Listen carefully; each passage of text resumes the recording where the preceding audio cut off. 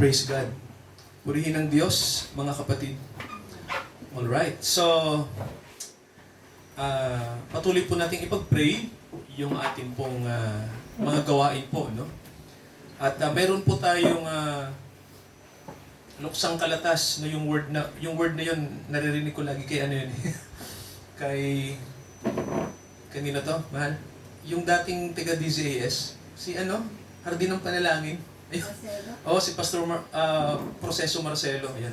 Kapag may mga info tungkol sa mga namayapa, no. So, yung kapatid po ni Ate Ruby, yung isa ko pong pinsan, ang pangalan po ay Kuya Ray.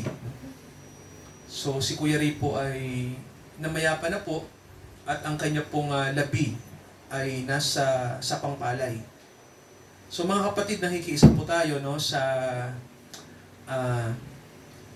tayo po ay nagbabahagi ng kapayapaan at kaaliwan sa sambahayan po nila Ate Ruby.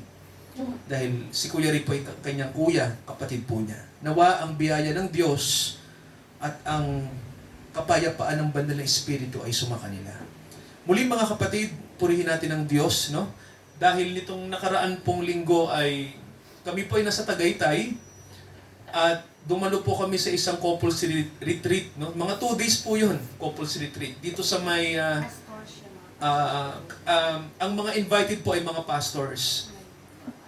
So yung isa pong may facility po ang CCT sa Tagaytay, napakaganda po at sabi nga isa sa mga 5-star hotel doon yun, no? So magandang lugar. So kung ano po, Lord willing, pwede rin tayo dumagdaos ng gawain, no? Baka mayroon tayong gawain doon, mahal, no, na isang ban tayo, no? Pwede nating gawin. Yan, sa Tagaytay tayo.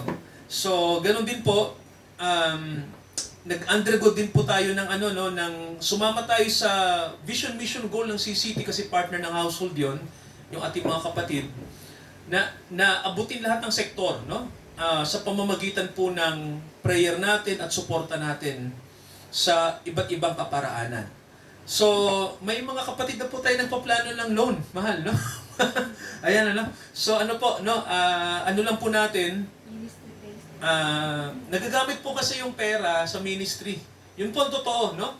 Yung ano po, yung financial system po ng CCT, napupunta lang talaga yun sa ministry. Ganun po yun, ano? Alam niyo po ba yung inaabot natin mga kapatid, no? Sa CCT, mga batang palaboy, ganun po. Marami mga kapatid, no? Yung mga tribe.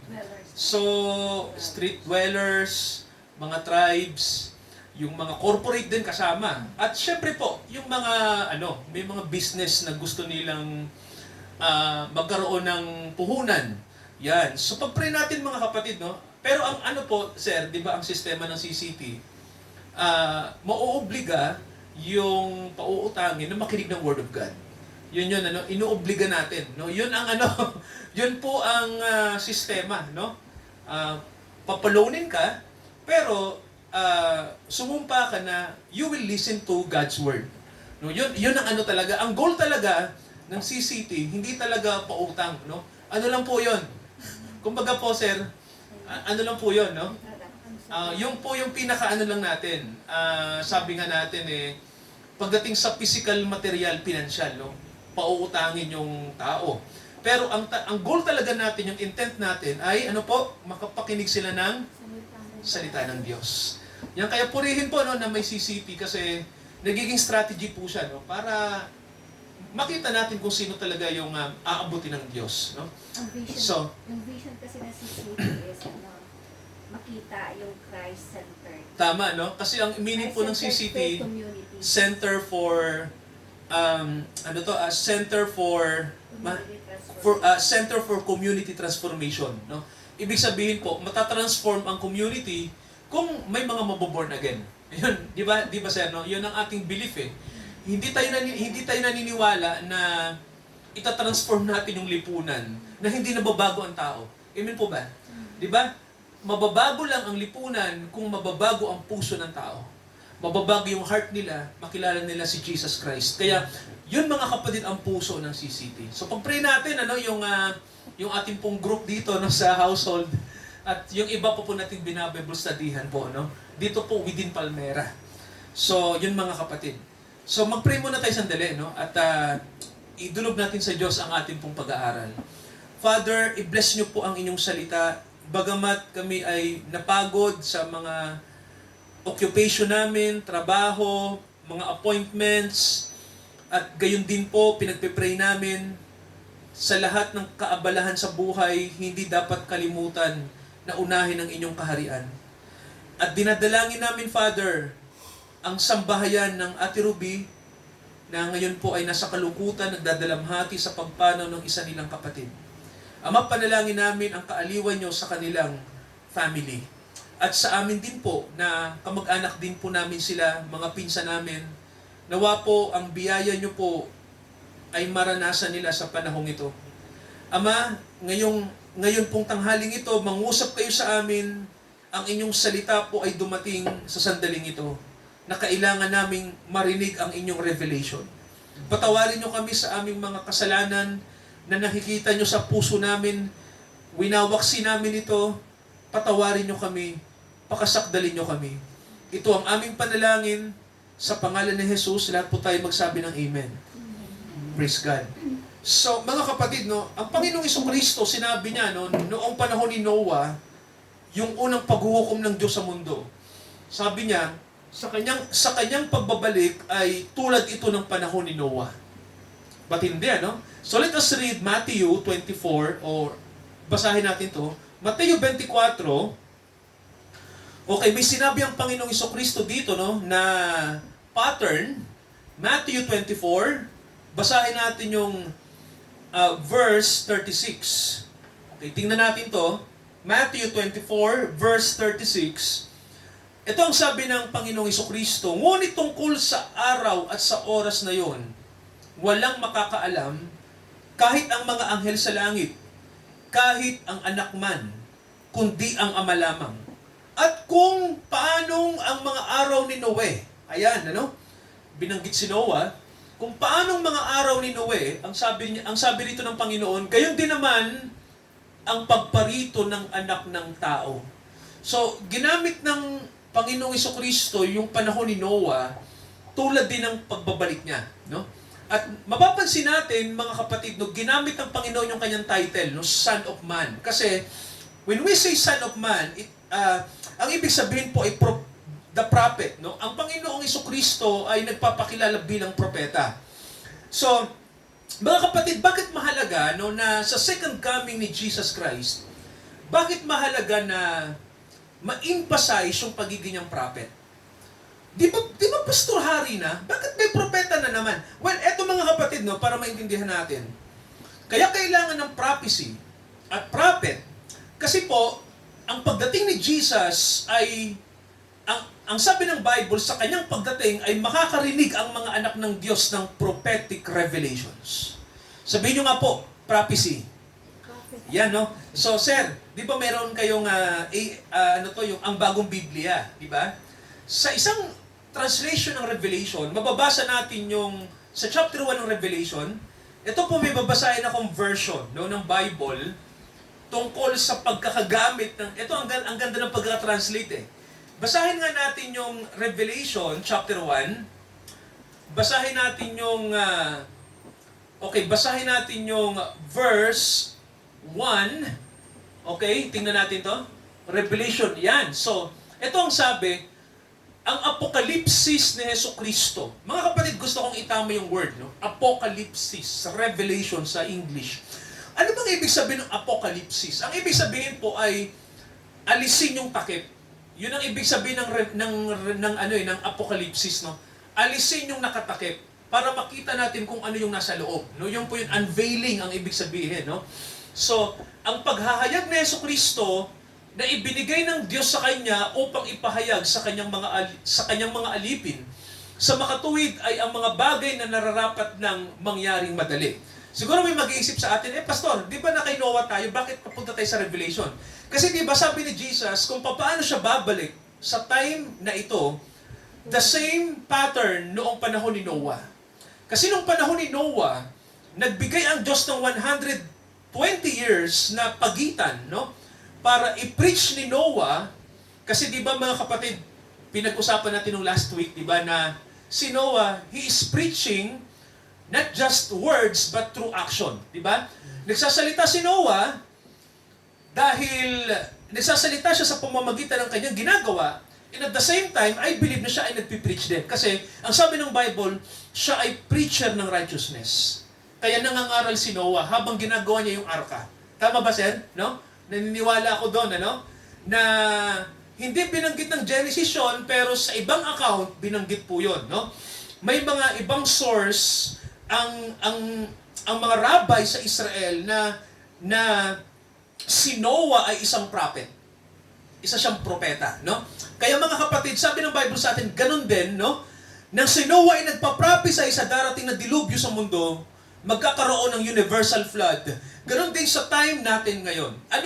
Ano ba yung ating pinaprophesy? Hindi na flood. Tama ho ba? Pero the same pattern kay Noah, pero hindi na element ng tubig yung ating sinasabi. Tama ho ba? Anong sabi ng Bible? Basahin natin yung Malakay. Tingnan natin to, no? Okay, Malakay, huling aklat sa Old Testament. Basahin natin yung chapter 4. Okay, ito ang sabi ng verse 1. Okay, tingnan nyo to, mga kapatid, no, malupit to. Sabi rito, ito na po, maganda to. Sabi rito ng Diyos, sapagkat narito, ang araw ay dumarating na nagniningas na parang hurno. Okay, anong elemento ang gagamitin ng Diyos sa second judgment? Mga kapatid, di ba, no?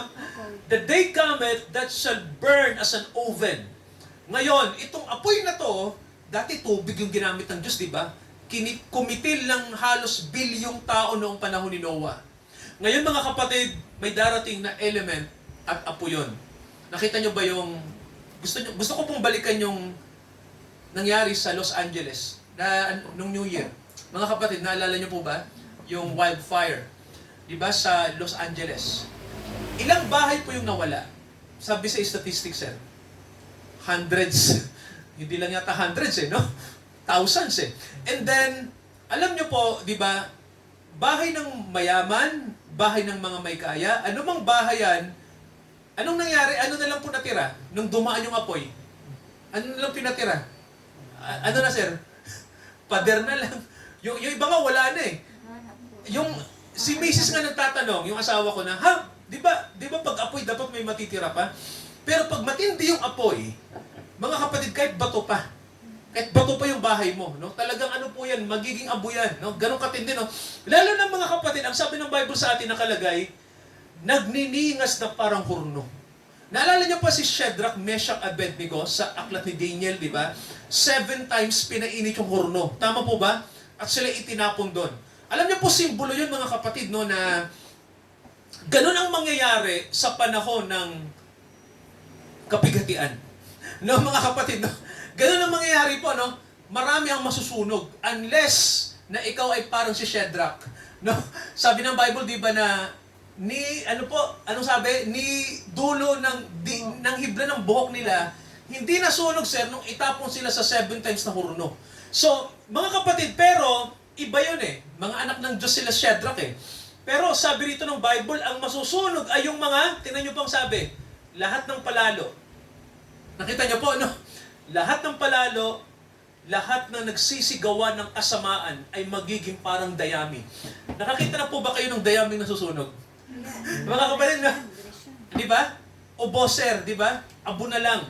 Sabi rito, tingnan yung mga kapatid ang lahat ng nagsisigawan ng kasamaan ay magiging parang dayami. So mayroon po bang judgment day kung titingnan natin sa Bible? Mayroon po bang araw ng paghuhukom? Opo, mayroon po. Yan po, nakasulat, no? Lahat ng palalo. Ano po ba yung word na palalo na pwede nating gamitin sa panahon natin? Tama mga kapatid, no? Yung word na proud, boastful, di ba? Yung mga maaangas. Nag-aangas, mayabang, no? Alam niyo po, mapagmalaki. Yan yung magandang word dyan, ano? Isa sa mga magandang ng thesaurus yan, ano? Ang mga proud, ang mga palalo, mga mapagmalaki, ang sabi ng Bible, hindi sila tatagal sa panahon na to. Sabi rin, at eto mga kapatid ang sabi, ang araw ay dumarating na susunog sa kanila.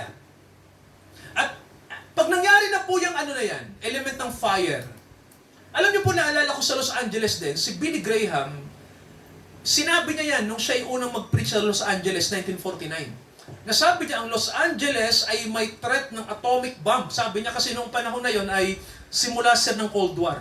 Naalala niyo po ba yun, sir? Yung girian ng US at ng Unyong Soviet. Yung ano, sir? Yung kilala natin sa bansang Russia ngayon, ano?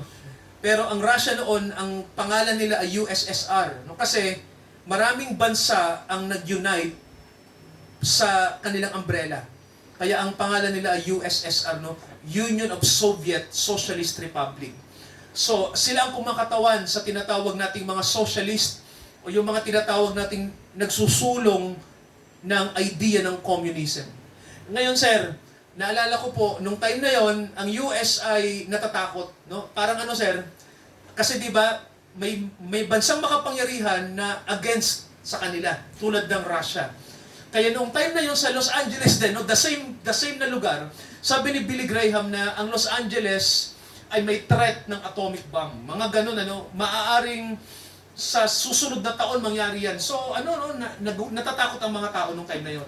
Kaya, mga kapatid, no, hindi po katakataka na ang papatay sa mga tao sa panahon natin ngayon ay fire. No? Amen po ba? No? Apoy, no? Sabi rito, pag dumating na yung judgment day na yan through fire, pansinin niyo po ang sabi ng Bible, walang matitira ni sanga. Napansin niyo po? Yan, no? Di ba, sir? Kahit ugat ni sanga man, walang matitira. Ganon katindi. As in, makikita nyo, ang mga bansa ay masusunog. There will be a universal fire. Matindi po talaga. O ngayon, eto mga kapatid, gusto ko lang pong kayo pong sumagot nito. Ang mundo po ba natin palamig o painit? Ano pong sagot? Painit. Yung pong ozone layer po ba natin butas o hindi? Kayo pong sumagot. Butas. Ang yelo sa Antarctica, natuklasan, eto sir malupit, sa Antarctica, wala kang makikitang green grass noong araw. Wala po talaga, no? Puro yelo yan. Pero sir ngayon, sabi ng mga turista, bakit may green grass? Natuwa pa ngayong iba. Pero kinabahala ng maraming scientist. Alam niyo kung bakit? Ibig sabihin po, ang ice natutunaw na sa Antarctica. Umiinit ang mundo natin, and then etong matindi rito, ang dagat natin ay palaki ng palaki. So mga kapatid, kapag lumaki ang dagat, ang mangyayari niyan, 50 or 70 years from now, lahat ng cities sa mundo, kasama na ang Manila, New York. Mga kapatid, yan po, no? Yung mga syudad na malapit sa city. Sabi ng scripture, sabi ng mga scientists na ang tubig sa mundo ay lumalaki. Ganon, sir. No? Time will come, mabubura sa mapa ang mga lugar na yan. So, mga kapatid, tama ang scripture, no? Na sinabi pa ni Jesus na tulad ng panahon ni Noah ang mangyayari sa time na ito. Yes, mga kapatid, yun nga lang, ang element po ay fire. Ngayon po, tingnan natin, mga kapatid, no, yung inaasahan po natin dito. Anong dapat gawin natin ngayon bilang church? So, mga kapatid, kailangan eto, no? Gusto ko pong, ito matindi, medyo controversial itong gagamitin kong word, no? Pero, kailangan mag-shift na tayo. Kailangan, mula sa pagiging church, kailangan tayo yung maging bride. Di ba, pastor, iisa lang yun? Well, noon. Noon, no? Pero ngayon, sabi ng scripture sa atin, kailangan ang church ay maging sakdal. Kaya lang, maraming churches ayaw maging sakdal. Gusto nilang manatili sila sa sa tinatawag natin mga kapatid na status quo. Pastor, may ganun ba talaga? Opo, no? Kasi 'di ba, nung panahon ni Noah, i-pattern po natin 'yon, Basahin niyo po yung yung Genesis chapter 6. Okay, ano mapapansin niyo mga kapatid, no? Sa Genesis 6. Okay, gusto ko lang pong balikan 'to, no? Kung bakit nagkaroon ng universal flood. Okay. Tingnan niyo po ang nangyari sa verse 1. Okay, tingnan niyo po ito mga kapatid, no? Di ba, uulitin ko lang po ito, no? Sabi rito, nang magpasimula na dumami ang mga tao sa balat ng lupa, nagkaanak ng mga babae sila. And then, tingnan niyo po yung verse 2. Anong sabi po? Nakita ng mga anak ng Diyos na magaganda ang mga anak na babae ng mga tao. Hinto tayo. Ano ang kinalaman ng event na ito kay Noah sa time natin? Di ba pag sinabing mga anak ng Diyos, yung mga Christians. Tama po ba? Amen. Yung mga kumikilala sa Diyos. How come na these Christians, wala pang Christians nun eh, no, pero ang tawag sa kanila, sons of God. How come na sila ay, na-attract? Tama ho ba? Yeah. Sila po ay natukso sa mga anak na babae ng mga tao. Di ba? So siguro mga kapatid, iisipin natin, Pastor, ano kaya yan? Alam nyo, symbolism yan eh. Sa panahon natin, ang mga churches ay matutukso sa mga bagay ng mundo. Yan pong ibig sabihin yan, mga kapatid, no? Magiging worldly ang mga churches. Yun po yun. Yeah. No? Magiging worldly. Mga pastor na worldly, mga membro na worldly, magiging makasanlibutan ang churches sa panahon na ito. So, nung panahon ni Noah, naging makasanlibutan ang mga anak ng Diyos. So, that's why nagkaroon ng corruption. Kaya ang sabi rito, gumawa sila ng kanya-kanyang asawa sa lahat ng kanilang pinili. Biro nyo po, ang mga church sa panahon natin, Pinili kasi nila hindi. kumuha sila ng kanya-kanyang ideology, kanya-kanyang prinsipyo. Puro galing sa sistema ng tao yung kanilang ginagawa. Ganon mga kapatid. No? Kaya ang panawagan ng revival, mahirap sa panahon natin. Mahirap po, no, na magsabi tayo ng kailangan natin ng revival. Kasi mga kapatid, pag too much worldly na ang puso natin, mahirap. No? Kasi, kumbaga po, dapat ikakasal ka kay Jesus pero nagpakasal ka sa mundo. Ganon po yun. Ganon. Yung ginawa ni Eva, ginawa pa din ng mga anak ng Diyos noong panahon ni Noah. Nakita niyo po, di ba yung pattern? Di ba si Eve?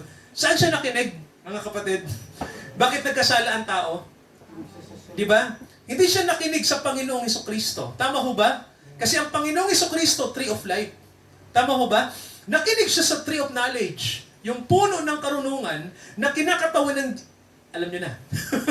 Sir, sino kumakatawan dyan? Ang ahas, di ba? So mga kapatid, nag-fall ang unang church, si Eve yun. And then eto na naman, tingnan nyo po, no?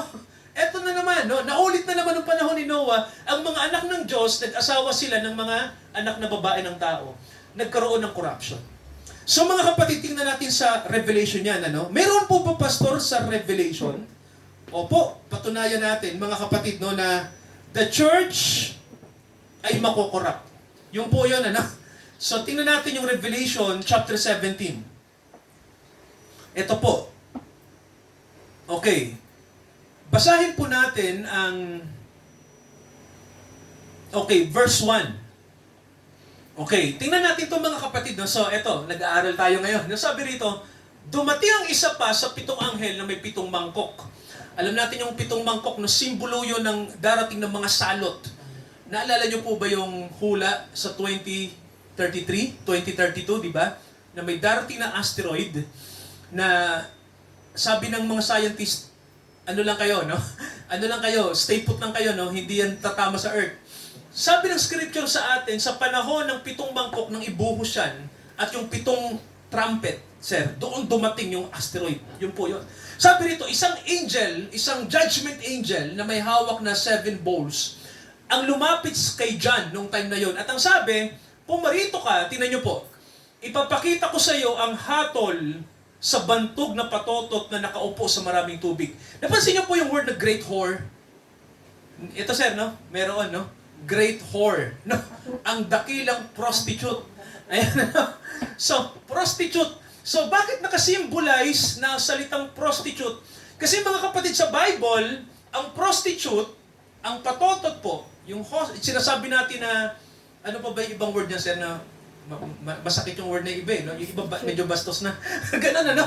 So, ang patotot, symbolism, di ba, ng babaeng marumi? Tama po ba? Kasi nagpapagamit siya kung kani-kanino. Tama po ba? Ganun ang prostitute, nagpapagamit basta may bayad. So, ang sabi rito, magkakaroon ng dakilang whore, dakilang patotot, no? At ang sabi mga kapatid, tingnan niyo po yung verse, verse 4. No, etong sabi ng verse 4. Ano lang po, babasahin ko lang po ito, sabi, tingnan niyo po nakalagay. Okay, nararamtan ang babae ng kulay ube at ng pula. Nakita niyo po, nahihiyasan ng ginto ng mahalagang bato at mga perlas na sa kanyang kamay ay may isang sarong ginto na puno ng mga kasuklam-suklam at ng mga bagay na marurumi ng kanyang pakikiapid. Pero itong whore na itong mayaman, tama po ba? Yumaman siya kasi nakiano siya sa mundo eh. Isa siyang babae na nakiano sa mundo. Nakipagtalik, no? Sa sistema ng mundo. Ang nangyari, mga kapatid, tingnan yung verse 5, ano yung nasa noon niya? Ito na po, yung isa sa mga system ng Antichrist, di ba? Tandaan niyo mga kapatid, di ba? Tandaan niyo po, sa Revelation 13, nakasulat, tatatakan sa noot kamay, nakikinig, di ba? Ang lahat ng hindi nakasulat ang kanilang pangalan sa aklat ng buhay. Ngayon, tingnan niyo po, sa kanyang noo, isa sa symbol ng 666, 666, Antichrist. Ano yon? Anong nakalagay? Hiwaga, isang misteryo. Ano yung misteryo na yan? Sabi, dakilang Babylonia, nanay ng mga patotot at ng mga kasuklam-suklam sa lupa. Well, hinto tayo. Anong meaning niyan, mga kapatid, no? Di ba ang Babel? Di ba malupet, no? Di ba ang Babel, yung unang syudad after kay Noah, di ba? Nung si Noah ay kumalat na uli ang kanyang lahi, may lumitaw na isang mangangaso, no? Ang pangalan ay Nimrod. Tama po ba? Tinayo niya ang Babel. Alam niyo po ba ang Babel ay isang syudad na relihiyoso? Mga kapatid, no? Kasi the word itself, yung salitang Babel, anong kahulugan? Tingnan niyo mahal, tingnan nga natin yung word na Babylon. kung naka-indicate yung title na word na Babylon. Okay, sabi rito, the capital of Chaldea. Okay, literally or figuratively as a type of tyranny. Tama to, no? Tipo siya ng diktadurya, no? Pero alam niyo po ba sa isa sa mga kahulugan ng word na Babylon kung ano? Alam niyo po kung ano yung word na Babylon? Ang ibig sabihin po ay gate of the gods. Mga kapatid, no? Gate of the gods. Ibig sabihin ang pintuan ng mga Diyos. Kasi po sa Babylon itinuro ang mga religious system. Mga pagsamba, mga paraan ng pagsamba noong ancient times. So mga kapatid, kung titingnan niyo ang Babylon, hindi lang siya syudad ng tyranny o diktadurya. Ano po siya? Nagtuturo siya ng religion. Amen ba ron? Kaya mga kapatid, kung titingnan niyo, kung babalikan niyo po, itong Babylon na ito ay isang religious system. Nakita niyo po, no? Na kung saan ang lahat ng tao rito ay matatatakan. Why? Kasi mga kapatid, sakop sila ng iisang religious system. Iba-iba man sila ng paniniwala. Kaya ito po, balikan natin to. Di ba nasa panahon tayo ng ecumenical movement? Sabihin nyo nga po, ecumenical movement. Ang ecumenical movement po ay panawagan sa mga churches na magkaisa na. Katoliko, Protestante, lahat, pati Muslim kasama na meron nga po sa Dubai at sa Abu Dhabi, may 3 religious system na itinayo doon sa may bandang Abu Dhabi, no? Nakalagay doon na Judaism, Christianity, Islam, magkakapatid kay Abraham. Well, mga kapatid, walang problema doon. Kaya may problema din. Alam niyo kung ano? 'Di ba? Kasi ang mga Christians, ang ating turo ay we are not saved by works. Tama ko ba? We are saved by grace. So mga kapatid, ano ba ang tinuturo ng tatlong religion na to karaniwan? Yung typical na Christianity, na which is yung tinatawag natin pinakamalaking denomination sa mundo ng Kristyanismo na nasa Roma, ang itinuturo nila sa mga tao ay paggawa ng pagiging moral, okay na pupunta ka na sa langit, no? Hindi nila ini-emphasize yung repentance at faith kay Jesus Christ. Ang sabi nila, kulang yon, kailangan ka raw gumawa ng ganito, magpakabuti ka sa ganito, magpakamoral ka. Well, hindi nila alam ang susi para maging mabuting tao. Tama ho ba? Alam niyo po, faith plus works, hindi galon ang turo sa atin. Sapat ang faith. Kasi mga kapatid, pag genuine ang faith, anong resulta? Genuine works. Amen ba mga kapatid, no? Pag ang faith mo ay legit din ang gawa mo. Kaya mag-uumpisa lahat sa pananampalataya. Anong tinuturo ng mga religion sa panahon natin, di ba? Hindi sapat ang pananampalataya, kailangan mong gumawa, sabi ni Santiago yan. Well, si Santiago, itinatama niya lang yung maling pananampalataya. Amen po ba? Kaya sinabi niya, hindi sapat ang faith. Sabi niya, kailangan ng gawa. Well, mga kapatid, sige nga, puntahan natin si Santiago, no? Pansinin niyo po, mismo si Santiago ay may sinabi. Okay, basahin natin to. Okay, James o Santiago, ito maganda to, no? Okay. Ang binibigyang diin ni Santiago yung maling pananaw sa pananampalataya. Okay, Santiago chapter 2, verse 19. Okay. Tandaan niyo po, hindi saving faith ang sinasabi ni Santiago, kundi basta paniniwala lang. Tingnan niyo po, ikaw ay sumasampalataya na ang Diyos ay iisa, mabuti ginagawa mo kahit ang mga demonyo man sumasampalataya rin. Napansin niyo po to? Nanginginig pa. Okay, nanginginig pa. Isip ang So, hindi ito yung faith na sinasabi natin when we say faith. Okay? Saving. Si Santiago, ang tinatawag niyang faith, yung false faith. Pananampalatayang mali, no? Pananampalataya na kung saan mga kapatid, ang ibig sabihin lang ay naniniwala lang sila.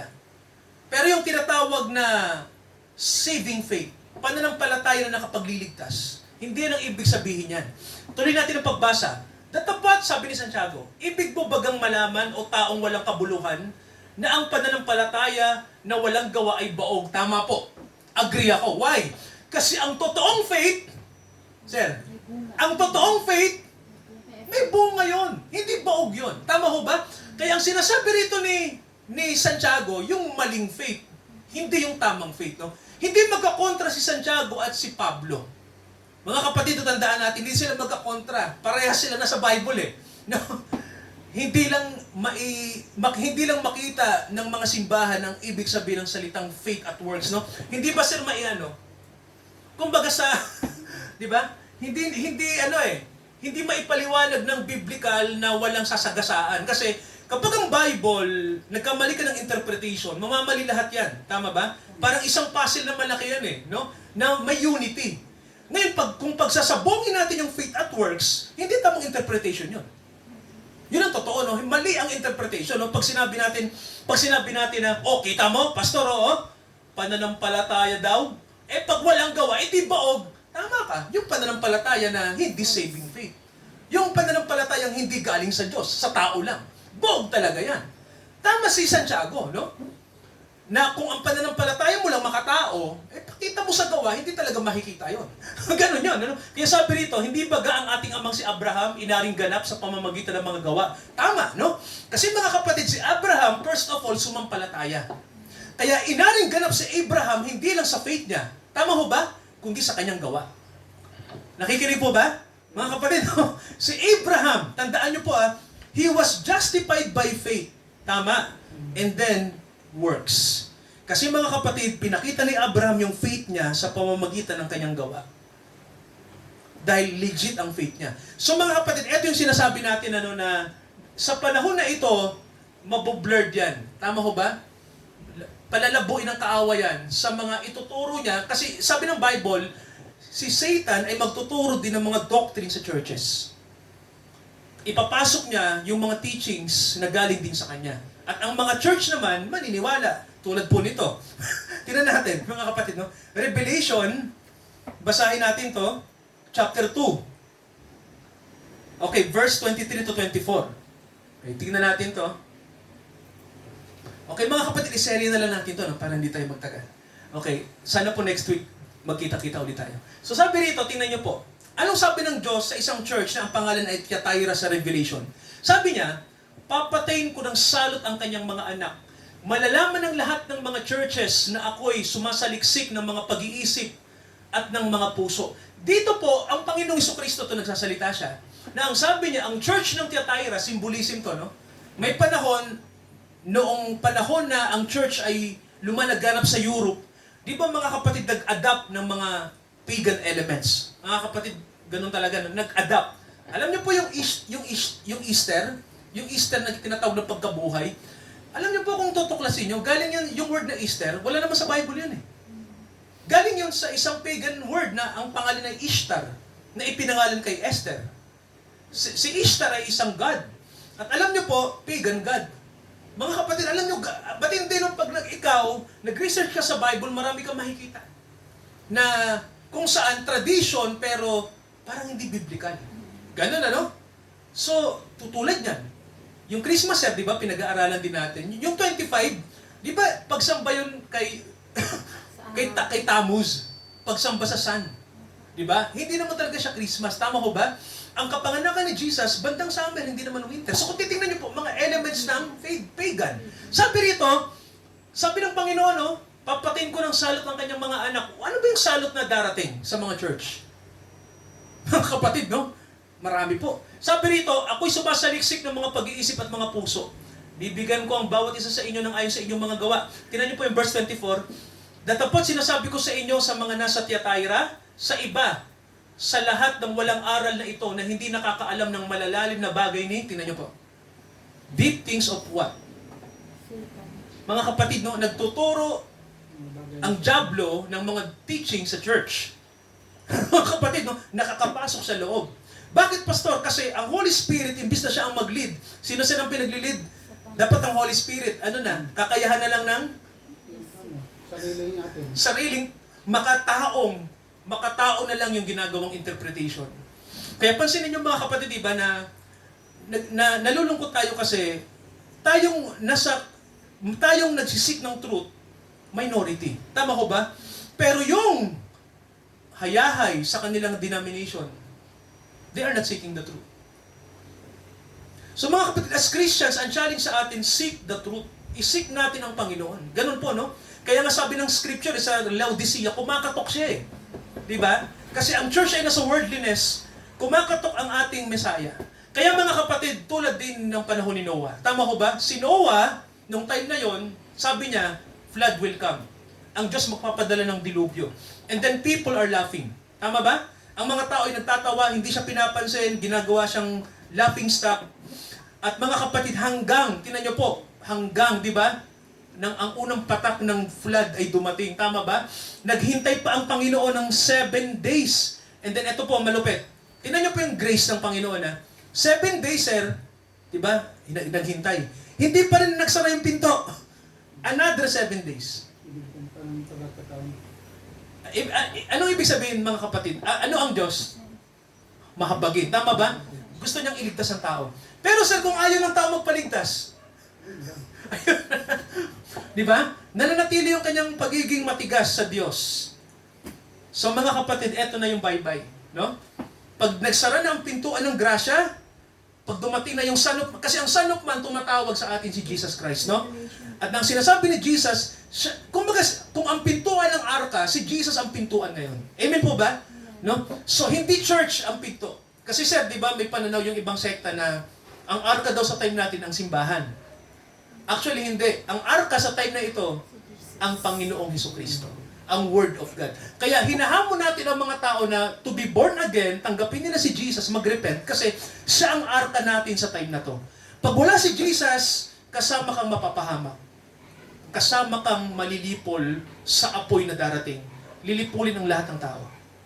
Kaya mga kapatid, may tanong po ako, sinong gustong magpakasal sa Panginoong Hesus? Yes, tayo po. Kasi, eto yung rapture, no? Ikakasal tayo sa Panginoon. Handa na ba tayo, mga kapatid, no? Ready na natin yung damit natin na pangkasal. Yung ating gawa na mabubuti, tama po, no? Nagaling sa faith, galing sa grace, paglilingkod. Yan yung ating damit no? Yung pagsiserve, tama ba, sir? Yung pagsiserve, yung paglalagay natin ng panahon sa Kanya, na kahit saan man tayo, we are faithful. Tama ba, mga kapatid, no? Yun yung damit natin. Ihanda mo yan, kapatid, yung damit na yan. Amen po ba, no? Ihanda mo yan kasi yan ang i-require niya pagdating ng wedding day. Alam niyo po, dumalo kami sa isang kasalan nito lang. May nag-iiyakan pa no? Kasi pag kinakasal kasi ang babae at lalaki, natatouch sila sa isa't isa, no? Kumbaga, ito na yung hinihintay na pagsasama. Di ba, no? Na nagmamahalan. Alam nyo, nakarelate ako doon sa iyakan sa kasal, ganun sa panahon natin. Sa panahon ng rapture, no? Pag sasalubungin mo ng Panginoon, di ba, sa alapaap, maluluha ka sa tuwa. Kasi yung lalaking mahal mo, nandyan na. At binibigyan niya na yung kamay niya sa'yo. Mga kapatid, amen ba ron? Di ba? Kasi ang rapture ay kasalan. Ikakasal ka sa Panginoon. Kaya, brace yourself mga kapatid, no? Wedding day is coming. Masaya to. No? Kaya sabi ng Panginoon, wedding supper of the Lamb. Di ba, nakahanda na yung... Ano ba pagkasalan? Anong ba nakahanda? Piging, mga kapatid, di ba, no? So sa ating glory, ang ating tinatanaw sa panahon na to, di ba? Yun po yun, glorious day. Ikakasal ang bride sa groom. Mga kapatid, humanda tayo no, sa kasalang darating. Amen po ba? Yes. No? Let us pray, mga kapatid. No? Hanggang dito tayo. Dakilang Ama sa langit, malalim ang teaching na ito ng Bible, pero kailangan naming aralin to dahil nakasalalay po dito ang aming pagiging overcomer at yung motivation namin to serve you ano man ang mangyari. Father, i-bless nyo ang mga kapatid ng household, manatiling tapat hanggang wakas, manatili sa inyong salita, manatili sa Holy Spirit, manatili kami sa leading ng Holy Spirit, sapagkat Ama, nandito kami sa panahon, people will be lovers of themselves. There will be lovers of pleasures, lovers of this world. Kaya Ama, nawa, wag kaming mahahawa sa ganitong sistema. Manatili kaming sane, manatili kaming sound, manatili kami sa teaching ng Holy Spirit. I-bless nyo ang mga kapatid na ang buhay namin ay laging nasa ilalim ng biyaya, Father God. Laging nasa ilalim ng grasya. Na kami ay justified na by grace. Na wala na kaming fear. Harapin man namin ang anumang testings. Ano man ang future, Father God. We know who holds the future. Nawa, Father, ang mga kapatid, maging matatag, maging malakas in the Spirit, maging mapaglingkod. Father God, huwag tumigil na ideklara sa kanilang buhay ang Panginoong Jesus, ang aming mga buhay, Father. I-bless nyo ang mga kapatid namin. Sa totoo lang, Father God, ito yung time na people, kaya maraming na-attract sa mga churches sa panahon namin ngayon, not because of Jesus, but because of programs and gimmicks. Panginoong Diyos, nawa matigil na ang ganitong deception. Sinabi niyo po sa amin na isentro namin ang aming pananaw sa Panginoong Jesus. He is enough for us. Kaya Father, i-bless niyo po ang inyong ministry sa household na ito. Kaming lahat na tinawag niyo. Nawa, ang liwanag niyo po ay magliwanag pa sa panahon na ito. Samahan niyo kami, gabayan niyo kami. Ito ang aming panalangin. In the name of the Lord Jesus Christ, lahat po tayo magsabi ng Amen. Amen. Hallelujah. Praise God. Mga kapatid, sa atin pong pagkakaloob sa Panginoon, let us sing, seek the kingdom of God in His righteousness.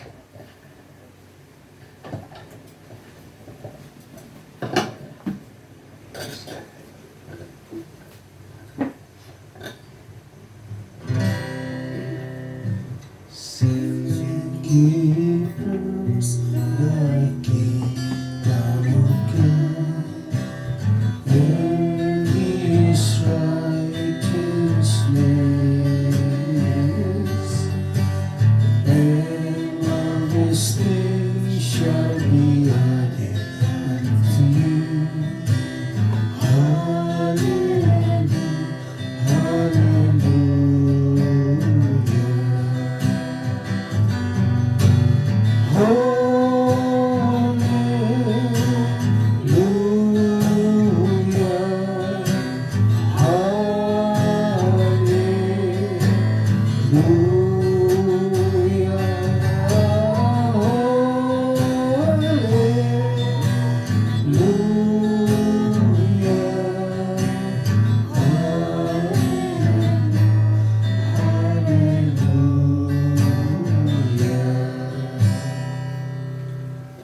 Panalangin po ng paghahandog, Sir Alan. Lord God Jesus, narito po ang mga bunga ng aming pinaghirapan, Ama, upang aming ihandog sa iyo. Naman ito'y makatulong sa iglesia, ito'y makatulong sa pagpalaganap ng iyong banal na salita. At ito ang magbibigay sa aming pastor, sa aming mga kapatiran na nangangailangan Oh, yes. ng iyong tulong, Ama. Paramihin mo ito, basbasan niyo po ito ng siksik-liglig Lord Jesus. at umaapaw. At sa lahat ng amang nagbigay, Ama, pagpalain mo Yes, Father. ng siksik-liglig at umaapaw, Ama. Ito ang aming panalangin in the name of the Lord Jesus Christ. Amen. Amen. I-bless niyo po, Father, ang buong linggong ito, ang buong buwang ito, at lahat ng aming gawain. Patuloy nawa ang Holy Spirit ang manguna sa amin, Father. Alalayan kami sa lahat ng aming gagawin. sa araw na ito at sa darating pang mga araw ngayong linggo. Sa Diyos na tumawag sa atin sa biyaya, palakasin niya tayo at gabayan. Ngayon hanggang sa muling pagdating ng anak ng tao, ang propeta ng mga propeta, ang Panginoong Hesus, para ideklara ang pag-aaydo niya sa kanyang bride, naway maging ganap tayo sa kanyang harapan, upang makasama tayo sa ganap at sa dakila at sa banal na kasalang ito. Purihin ang ating groom, ang ating Panginoong Hesus na nagmamahal sa atin ng lubos, sa kanyang papurit pasasalamat. Sa pangalan ng Panginoong Hesukristo, Amen, Amen, at Amen. Amen. Amen. Amen.